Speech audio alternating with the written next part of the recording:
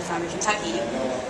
My question is, what kind of movement, if any, is there to develop renewable energy projects in places like Appalachia, who depend so much on the environmentally detrimental and finite resource coal?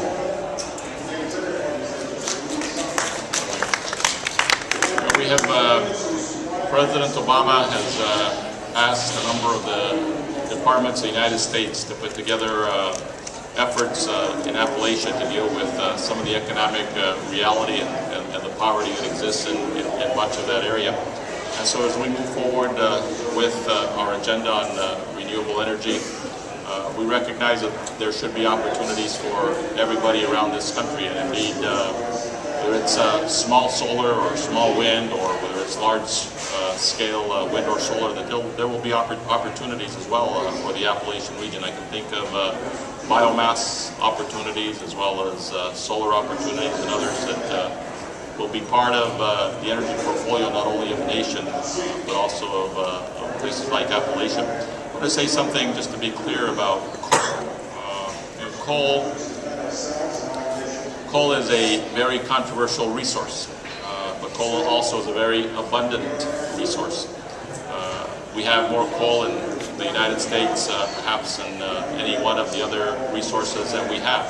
Our problem with coal is that it does not burn cleanly, and as we produce our electricity in the United States, most of it is now being produced by coal resources.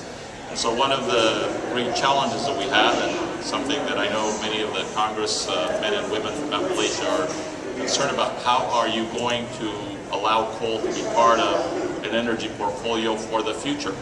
Well, part of what we have to do is to invest in the monies that allow us to figure out how we can use coal and do it in a way that does not harm our environment. And in the past, when I was in the U.S. Senate, we worked hard on carbon capture and sequestration programs. The problem is that the prior administration never funded the investment that was necessary for us to move forward to determine whether or not carbon sequestration could become a commercial reality. We are doing that now with the money that Secretary Chu is setting aside for demonstration projects on carbon capture and sequestration. And our United States Geological Survey is involved in developing the protocols with respect to carbon capture and sequestration. So I would think that as all of us think about the energy portfolio for the world and how that is very much, if you will, the flip side of the coin relative to how we deal with carbon emissions and carbon reduction and climate change, that coal is somehow going to be a part of that equation.